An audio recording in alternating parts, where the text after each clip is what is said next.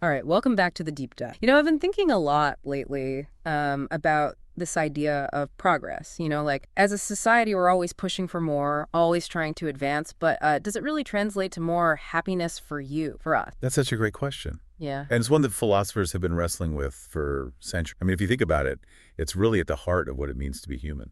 And to really get to the bottom of it, today we're going to dive deep into the work of a pretty influential thinker, Jean-Jacques Rousseau. We'll be specifically looking at his ideas from Discourse on the Origin of Inequality. It was written way back in 1755. And he makes some pretty surprising arguments that really challenge the way we typically think about progress and happiness. Yeah, and what's really fascinating about Rousseau is that he was writing during the Enlightenment, that period known for its emphasis on reason and individual rights. But he actually offered a pretty counter-Enlightenment perspective. Yeah, that's right. He wasn't exactly singing the praises of progress, was he? So maybe we should start with a little background for anyone who's not familiar with Rousseau. Like, who was he and what was he all about? Well, Rousseau was a Genevan philosopher, writer, and composer.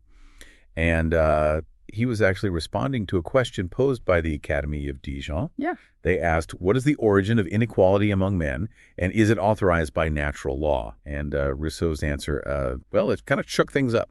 Yeah, he definitely didn't shy away from controversy, that's for sure. So what was his main argument? Like, what did he actually say about progress and inequality? In a nutshell, Rousseau argued that the development of society, rather than making us happier, actually corrupted us. Yeah. He believed that we started out in a state of nature where we were relatively free and content. But as we developed agriculture, private property, and these complex social structures, well, we actually became more unhappy and unequal. So for you listening, think about that for a second. Like, are all the advancements we've made really making us happier? Or are we, like Rousseau argued, kind of losing sight of what truly matters? That's the big question, isn't it? And it's not an easy one to answer.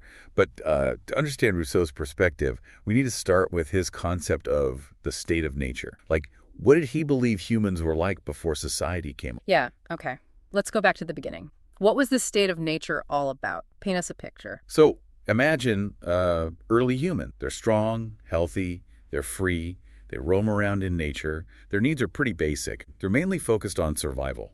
Finding food, shelter, protecting themselves from danger. And Rousseau believed that they were guided by two main principles, self-preservation and pity. So, like, they're not out to get each other, they're not super competitive, they're just kind of vibing in nature. Pretty much. They had this natural sense of empathy, this compassion for others, which kept them from being overly aggressive or, exploiting each other. They didn't have all the complex social structures and hierarchies that we have today.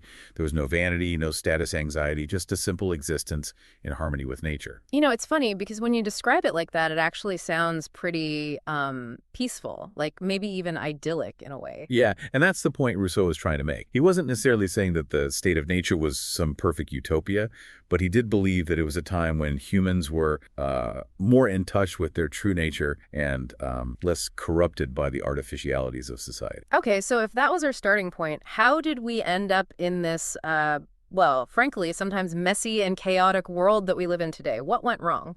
Well, according to Rousseau, the trouble started when humans began to form larger groups. As populations grew, resources became scarcer, and the environment kind of forced people to cooperate more, and that's when things started. So, like, more interaction led to more problems. I mean, is that kind of what he's saying? Yeah, in a way. He believed that as people spent more time together, they inevitably started comparing themselves to each other.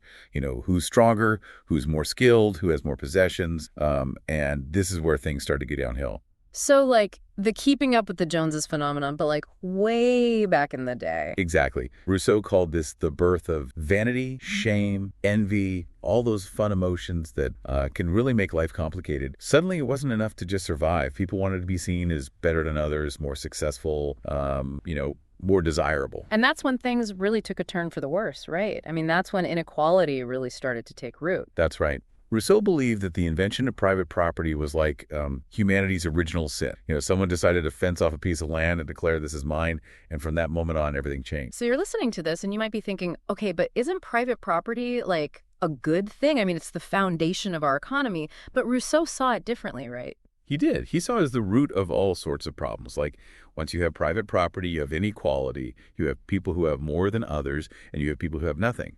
And that creates all sorts of social tensions, conflict, and, unhappiness. Okay, so we've got inequality, we've got conflict, we've got people unhappy. Sounds pretty familiar, right? But where does government fit into all of this? I mean, weren't governments supposed to, like, create order and protect people?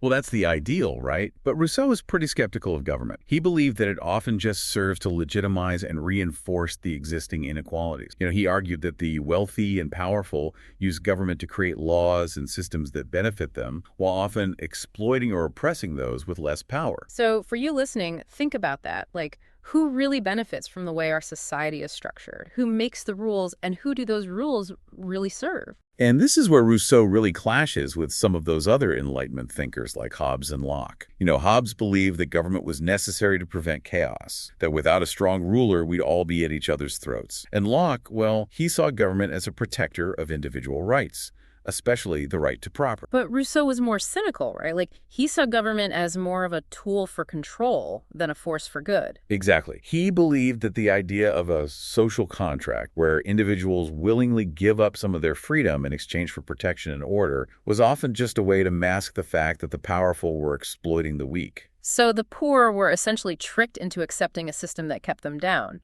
That was his argument. He believed that people were seduced by the promise of security and stability without realizing that they were giving up their natural freedom and autonomy in the process. Once that happened, it became very difficult to break free. It's like that saying, give them bread and circuses, right? Keep them distracted and entertained, and they won't notice they're being controlled. Yeah, that's a great way to put it. And Rousseau saw this happening all around him in the 18th century. He believed that people were becoming increasingly dependent on the state and on these complex social systems, and that this was eroding their self-reliance and their capacity for genuine happiness. Okay, so if government and these large, complex systems aren't the answer, then what is? Like, how do we get back to that state of, well, not necessarily back to living in the woods, but, a state of more genuine freedom and happiness? That's the million-dollar question, isn't it? And Rousseau didn't offer any easy solution, but he did believe that change was possible. He famously wrote that man is born free, but everywhere he is in chains. So he's saying we're kind of trapped by the very systems we've created. Yeah, but he also believed that we have the power to break free from those chains. He argued that if a government becomes tyrannical or fails to serve the common good, that people have a right to overthrow it. That's pretty revolutionary, isn't it? Like, he's basically justifying rebellion against oppressive systems. It was a radical idea for its time, and it actually had a huge influence on later revolutions, like the French Revolution. So if we're going to break free from these chains, what's the first step? Like, what do we need to do to start moving in a more positive direction? Well, according to Rousseau, the first step is awareness. We need to recognize the ways in which we're being manipulated and controlled by these systems that we've created. We need to see through the illusions of progress and happiness that are often used to keep us complacent. So you listening out there, it's about questioning everything. Don't just accept things at face value. Like, really examine those assumptions we have about progress and happiness and the way things are supposed to be. That's right. And once we start to see things more clearly, we can start to make different choices. We can choose to live more simply, to be more self-reliant, and to focus on those things that truly matter, like our relationships with each other and with nature. Which kind of brings us back to that idea of the state of nature, right? Yeah. I mean, not literally going back to living in caves, but like tapping back into that sense of simplicity and connection. Exactly. It's about recognizing those core human values that Rousseau identified, like self-preservation and pity. Those values that he believed were essential to our well-being, but that we've kind of lost sight of as we've become more and more entangled in these complex social systems. So how do we do that? Like, how do we actually start to live more in line with those values? Well, it's not easy, but it starts with being more mindful of our choices. Being aware of the things that we're consuming, the way we're spending our time, the relationships that we're cultivating. Are they contributing to our genuine happiness and well-being, or are they just feeding that sense of vanity and status anxiety that Rousseau warned us? I think it's also about recognizing that happiness isn't something that's just given to us. It's something that we have to actively cultivate. It's about making choices that align with our values and that allow us to live more authentic. And that's a journey that each of us has to take for ourselves. There's no one-size-fits-all answer. But Rousseau's ideas can give us a really valuable framework for thinking about these questions and for making choices that lead us towards a more fulfilling life, even in this crazy, complicated world that we live in. So as we wrap things up, what's one key takeaway that you want to leave our listeners with today? Well, I think it's this. Despite all the advances we've made as a society, we're still grappling with many of the same fundamental questions that Rousseau raised centuries ago. Like, What does it really mean to be happy? And are we sacrificing our freedom and our well-being in the pursuit of progress? These aren't easy questions, but they're worth pondering. Absolutely. And maybe, just maybe, by reflecting on Rousseau's ideas, we can start to find our way back to a more authentic and fulfilling way of life. Thanks for joining us on The Deep Dive. It was my pleasure. Thank you for having me. Until next time.